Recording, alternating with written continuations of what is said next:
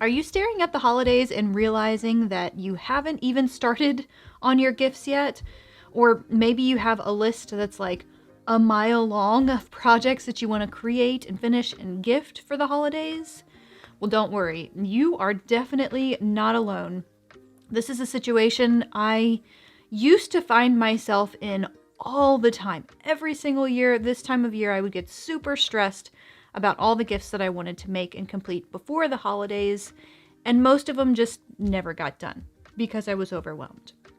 That's when I came up with a little system that really helps me to plan and crochet all the things that I want to gift for the holidays in 1 week. So first things first, picking the projects is probably the most important step out of all of it, because if you have too lofty of goals, if you pick too many large projects and you don't have enough time to get them done, you're setting yourself up for failure, for potential injury, for stress, and just for a not very good time. So typically I like to focus on projects that are quick and relatively simple. Now, I do like to be challenged by a pattern every now and then, but when I'm really trying to be efficient and get things done, I do stick to patterns that are either easy to memorize or that I've already made before, so I'm already comfortable with them and kind of know how they come together. And usually projects that I can finish in an evening or an afternoon or just in a couple of hours. Now, this doesn't always have to look like tiny projects, right? When we think of projects that are quick and easy to make, it's easy to just focus on the small things, which you can absolutely do and incorporate those into the gifts that you want to make, but it doesn't have to always be that way. You can use your yarn and your hooks to your advantage. Maybe use up some of those super bulky weight or bulky weight yarns. These types of projects and accessories and wearables are still very popular these days, and it's still something that a lot of people like to wear. So these types of projects using bulky and medium weight yarns, those can feel a little bit more like bigger projects, right? But it's really good to sprinkle in some projects that might be a little bit smaller, just smaller in size, and obviously take a little bit less time to crochet. Some of the things I like to focus on, depending on the person, is home decor items. There are some really quick and easy patterns that you can find on Ravelry and Pinterest. I've got several on my website. I'll link some of them below. But if you know the person that you're gifting for really likes a certain type of decor, or they like handmade items or something like that, then this is a perfect opportunity to find a really cute home decor item, like maybe these mason jar covers or this really simple crochet bowl. Like, this is the cutest centerpiece that you can put on your table, and it takes like 30 minutes to crochet. Other small accessories like hair scrunchies or soap savers or face scrubbies or washcloths or hand towels, all of these really come together quickly, but they also make for really great gifts. Again, I've got tons of patterns that are free on my website, many of which have tutorials that can walk you through, so you don't have to spend the time learning the pattern necessarily or memorizing it. You can just follow along with the video and get it done. I'll have those options linked in the description. But yeah, obviously check out Pinterest and Ravelry for some inspiration there. You can usually find some really great free patterns that might fit the person that you're trying to gift for just perfectly. Another really good idea, if you're like me and you really like to crochet granny squares throughout the year, but not necessarily have a purpose for these squares, you kind of have them in a box or in a bag that you've been collecting so that you can join them into a bigger project, this is a perfect opportunity to use up those squares. If you only have a dozen or two, you could make a handmade pillow with these granny squares. If you have a bunch of them, you can join them together and make a blanket. There are different joining techniques for these. I've got several of them that I really like to use that are kind of like my go-to. Based on what I want to do, what I'm feeling at the time, and how much effort or time I have to put into it. So a join as you go method is usually my top pick just because it feels more like crochet, and I don't know, I just really like that join right now. But you can also pick a join that uses your crochet hook, so it's a little bit faster than maybe using a yarn needle.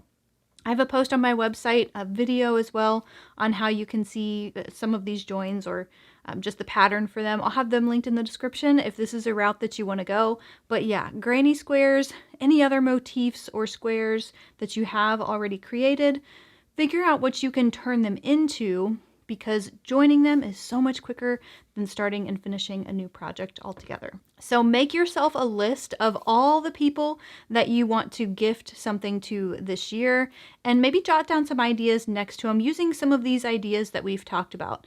Maybe an accessory or a scarf or a headband or a hat or home decor item. And once you know exactly how many projects you have to make and what projects you need to make, then we can start the next phase of the planning process.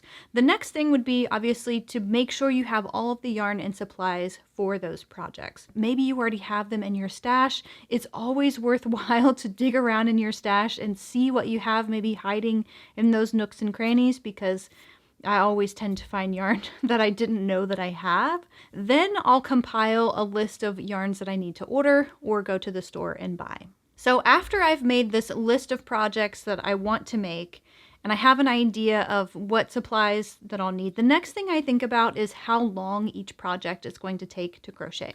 And I always underestimate myself here.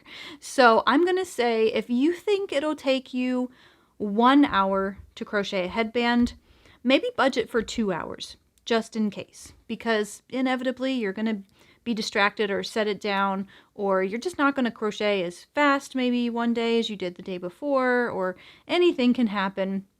I always find it's a good practice to overestimate a little bit rather than underestimate, and then leave myself feeling a little bit stressed towards the end of the week.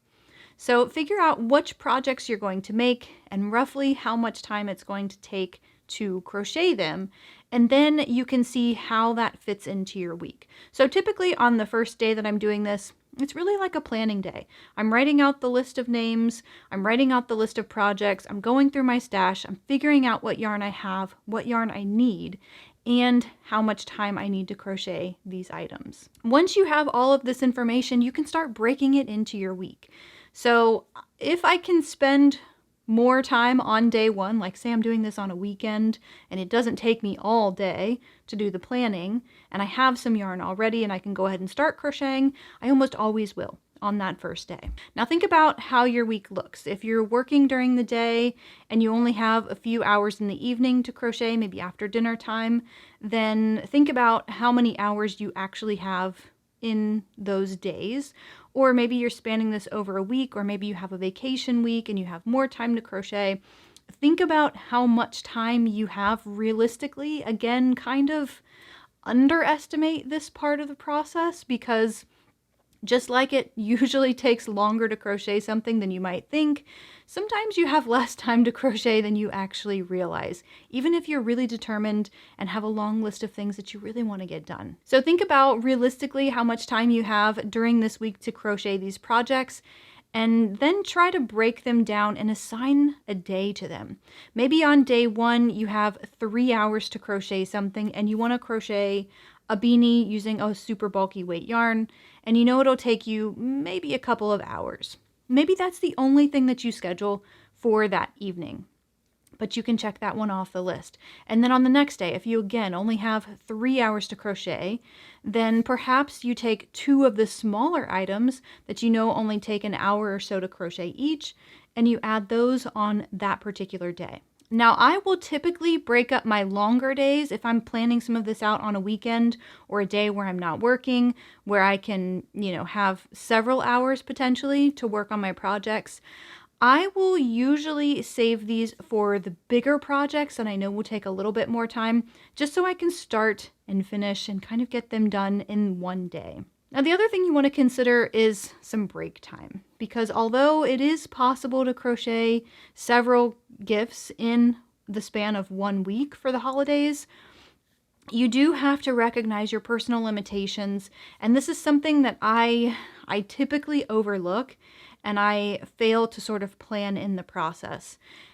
Break time, stretch time, just taking care of your hands goes a really, really long way. If you get yourself a little too ambitious and you really start pushing your hands and your wrists to their limits, then you could risk injury, and then there's just no way that you'll be able to get them done. So listen to your body, take frequent stretch breaks, take frequent just, breaks to move your hands and not crochet, And even though it seems like doing that is going to take, or is going to make the process take a lot longer, it could actually save you a lot of time in the long run. So typically throughout this week, I like to start and finish the projects, but not finish them completely. I usually do most of my finishing on day 6 or day 7, depending on how many projects that I'm crocheting in that week, so that I can add all the finishing touches kind of at the end together, so I'm doing the same thing and I'm in the right frame of mind and I'm not task switching back and forth. So we'll get into those finishing touches in just a little bit, but first I want to touch on how you can be a little bit more efficient when you crochet, because this is the thing that will make or break your week. If you are planning projects that take too long, that are a little too complicated, or you're just not crocheting as efficiently as possible, then it's going to be pretty difficult to get everything done, especially if you have a big long list. So crocheting efficiently to me means a couple of different things. First of all, it means that I have a solid plan. If I don't have a plan, then I'm planning to fail. That's typically my way of thinking about it. I definitely didn't come up with that figure of speech, but I can't remember who said it first. But if you fail to plan, then you plan to fail. And so having a plan right now, you're getting that set up. You're already one step ahead by getting that done. But aside from that, it's other things like ergonomics. Having yourself in a space that's comfortable, that's easy for you to work around, where you have your tools and your supplies just at an arm's reach away. These are all things that can save you just minutes, but they add up so much over time. Having all of the patterns ready to go when you sit down to crochet, whether you are, reading from a book or a magazine, or you've bought a pattern and you've printed it out, you've got that in front of you, just to have all of your supplies there and ready to go so that you can just focus on that project. Another thing is focused crochet time. If it's at all possible for you to kind of break away and kind of be in your own little zen there and have your spot where you're uninterrupted, you have your phone off, you've got maybe some alone or some quiet time, those are going to be the most efficient crochet days, and that's when you're going to get the most work done. And for me, sometimes crocheting efficiently doesn't always mean I'm actually crocheting. I can't tell you how many times I have made something earlier in the year that I'm maybe not using, and I could gift that to somebody else. So if you have a stash of projects that you have completed, go through that stash and find things that that you could gift, and you don't have to make them. Now, I do also have a video on how you can crochet faster if that's something that you feel like you're struggling with. Even if you're not, it still has some good tips on how you can be a more efficient crocheter in ways, again, that don't really push yourself to your limits. I've got that video. I'll link it in the description below. It's worth watching if you feel like your crochet efficiency isn't quite where it could be and you need just a little bit of help with that. Now, if you find yourself at the end of the week and you have finished checking everything off of your list, do a little happy dance, because it is a major thing that you just accomplished by finishing your projects to gift them in time for the holidays. But not only that, like finishing them in a short period of time is a huge deal, and it's a really big win. So typically I like to spend my last day or my last couple of days, depending again on how many projects I'm making and how much time I've given myself to get them done, to do all of those finishing touches. And I don't always love to, save all of the ends to weave in to the end of the project. But again, for me, I've just found that this is a little bit more of an efficient way for me to get things done. And so I'll kind of save the finishing touches to avoid that task switching. And then, that's where the fun part comes in. You get to wrap everything and, package it up and put little finishing touches on it. And this is just a fun little reward for a job well done and a hard week of working on projects and getting them done. So I know it sounds really simple as you're watching this video and thinking, oh, okay, I just make my list, make my projects, wrap them, and it's done. In practice, it's not going to be that easy. But I don't want to say that to scare you away and to make you think that you can't do it, because you can do a lot more than you give yourself credit for. Now, you do want to set yourself up for success. You don't want to say, I want to make 30 gifts and I want to do it in 1 week. If that's the case, that's going to be tough. I don't know that that would probably work out very well unless they are very, very small gifts, which could be the case. And maybe you could absolutely get that done. But set yourself up for success. That's my biggest tip. I usually don't crochet a handmade item for every single person that I want to gift something to. I like to reserve that for the people in my life that I know really cherish a handmade gift and that I know will be really meaningful to them. So think about that as you're compiling your list. Realistically, how many things do you have to make? How much time do you have to make? And how fast do you know of a crocheter you are? Do you typically spend a long time to get something done? Well, maybe you only say you want to crochet 5 gifts in a week and you get them done. And that's a huge success, because that does push you to your limits a little bit, and it still gets your goal accomplished of crocheting a project that you can gift to somebody for the holidays. So set yourself up for success. You will thank me later for that, and you will be successful as a result of that. But you know, all of these other little tips, thinking strategically about the projects that you're making, coming up with maybe some smaller items, even coming up with a small item like these tiny little mini stockings. This is one of my favorite little projects. Make a mini stocking, put a gift card in it, and that can be your gift. Or just add this, little project to something else that maybe you bought for that person, or that you already had that you were gonna gift to them. You don't have to crochet the entire project for them. You could just crochet a part of the gift for that person. I'm gonna compile a list for you in the description below. Several projects that you can, realistically get done in a short amount of time. But I also have a couple of posts on my website too that outlines some patterns even more, and then you've got pictures you can look off of. There's a section on my website where it has quick gifts or one skein gifts. Those are the areas that I would recommend you look through when you're starting to plan those projects. So I'll have all of those linked in the description below. If there are some videos also that I think you'll find helpful, I will link those below, so definitely check those out.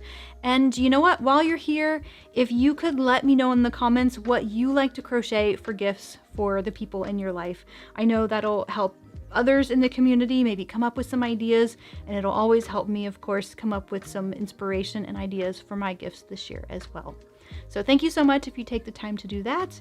Happy hooking, and I'll see you in the next one.